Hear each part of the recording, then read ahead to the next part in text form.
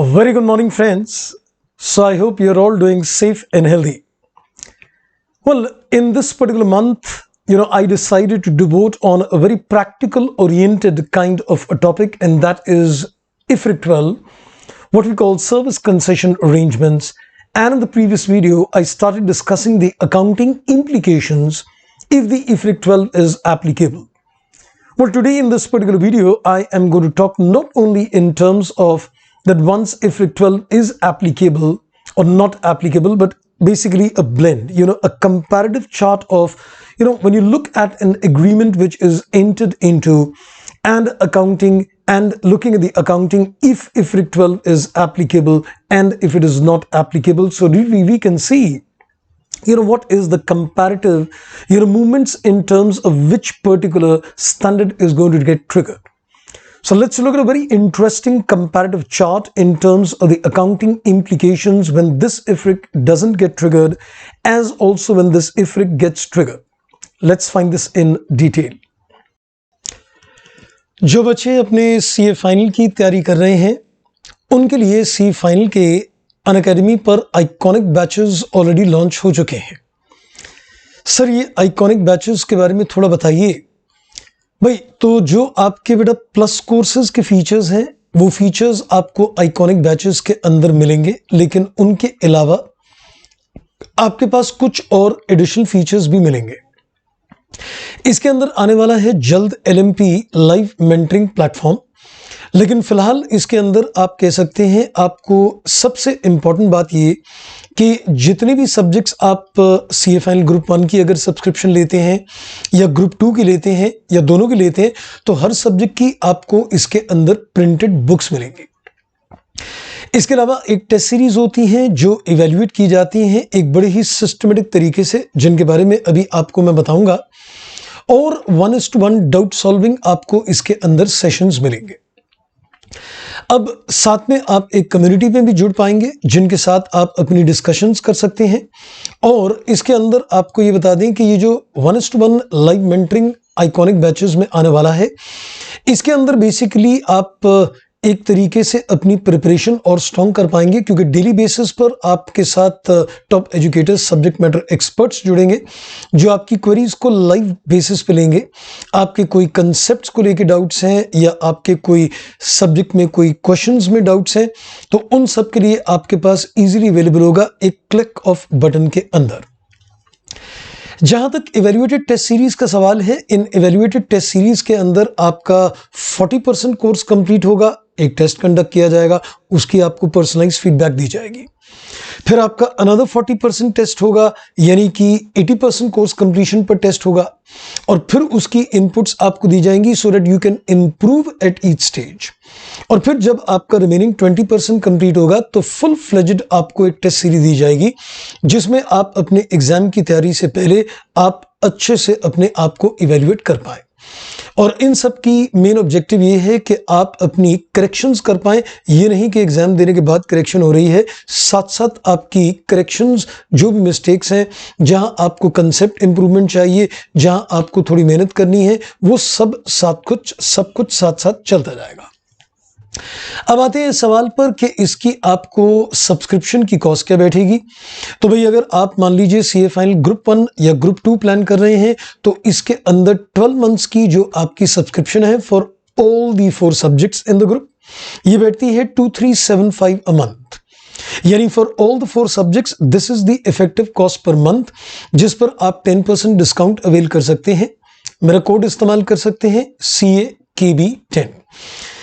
दोनों ग्रुप्स अगर आप प्लान कर रहे हैं तो CA फाइनल ग्रुप 2 और ग्रुप 1 की तो सब्सक्रिप्शन सेम है, लेकिन अगर आप दोनों ग्रुप्स प्लान कर रहे हैं तो दोनों ग्रुप्स के नेचुरली थोड़ा पीरियड भी आपको ज़्यादा लेना चाहिए। तो लेट्स से आप अगर 36 मंथ्स इसके अंदर प्लान कर रहे हैं, तो आपकी for all the 8 subjects it comes to around 1833 a month, जिस पर आप फिर से 10% डिस्काउंट अवेल कर सकते हैं।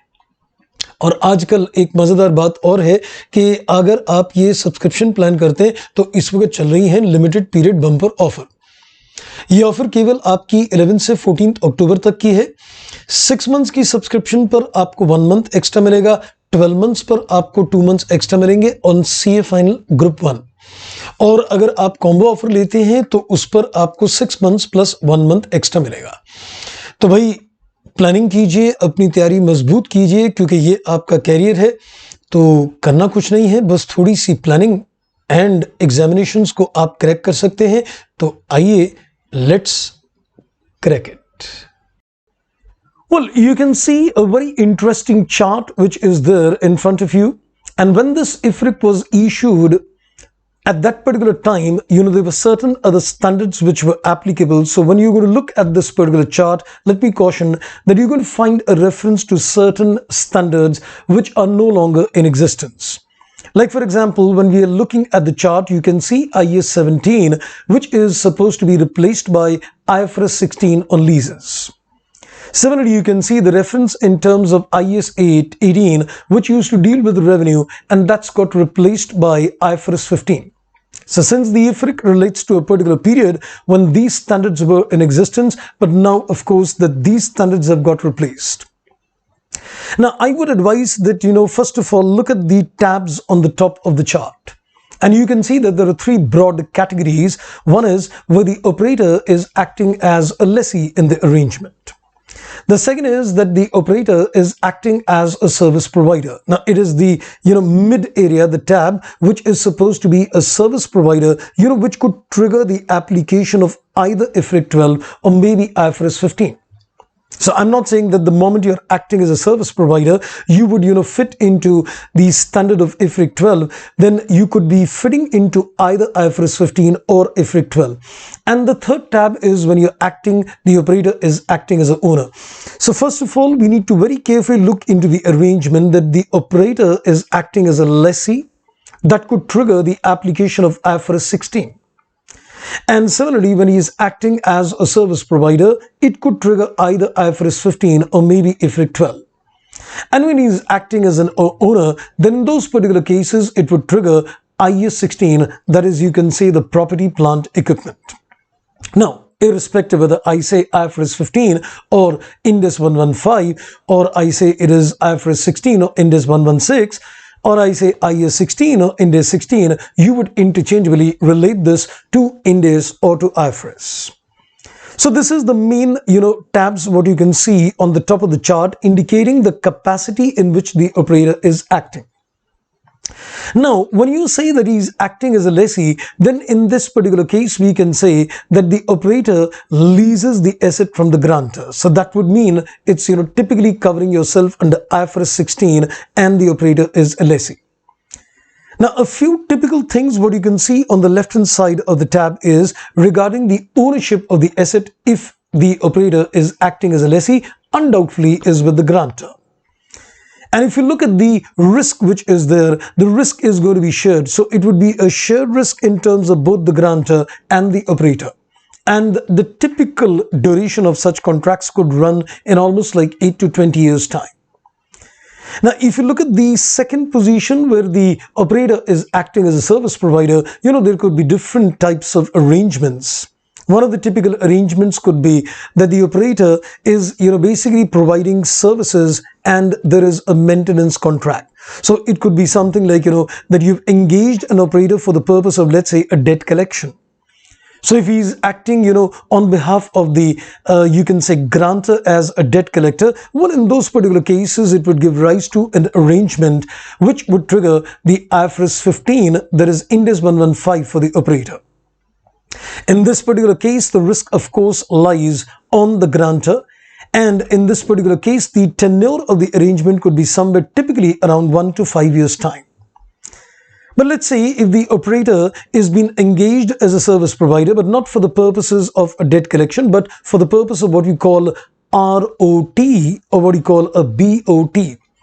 Now, if you remember, I used these terms earlier also in one of the video where we say ROT is a rehabilitation, operate and a transfer. So that could relate to an existing infrastructure.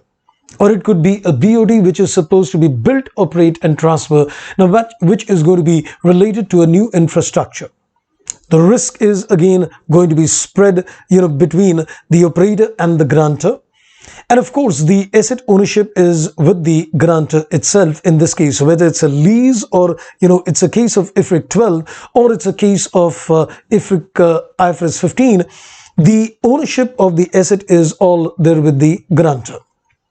Now, the typical kind of these arrangements when it is a BOT or it's an ROT, that would be almost like a 25-30 years time, because once the construction is done, then the period of the contract may run, especially if it is an intangible, case where you get the right to charge the users for license. So it would turn out to be a longer arrangement. And then finally comes the situation where you can say that once the operator is acting as an owner, now the terminologies will take a change. Instead of calling it as a BOT, we're going to call it as a BOO. That's build, own and operate. Or it could be a case of, 100% disinvestment, privatization. So that means, the grantor opens the field for the private operators and they would enter into, a complete disinvestment by the public sector entity, and the private sector entity enters in its place. In those particular cases, the asset ownership will come to the operator, and in those particular cases, Ind AS 16 or IAS 16 will get triggered.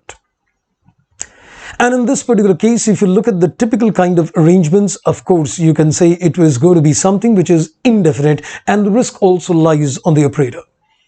So this is a synopsis in terms of when an arrangement is entered into and the operator is acting in the capacity of a lessee or a service provider or an owner. So you can say typically one thing is very important. If he acts as a lessee, it is IFRS 16. If it is a service provider, it could trigger either IFRS 15 or IFRIC 12. And if it is supposed to be, owner, then it is IAS 16. And the comparative position in terms of risk and in terms of, the asset ownership and the typical kind of durations of these arrangements. So, this is also becomes a guiding factor in terms of getting a clarity, whether a particular arrangement may be falling under IFRIC 12 or not. Right, so this is, a comparative position in terms of accounting. Now, my previous video and this video, I think collectively gives me the accounting implications in terms of both when IFRIC 12 is applicable or not. Watch for more insights on this particular IFRIC in the coming videos. That's all in this particular video. Thank you, take care, and goodbye.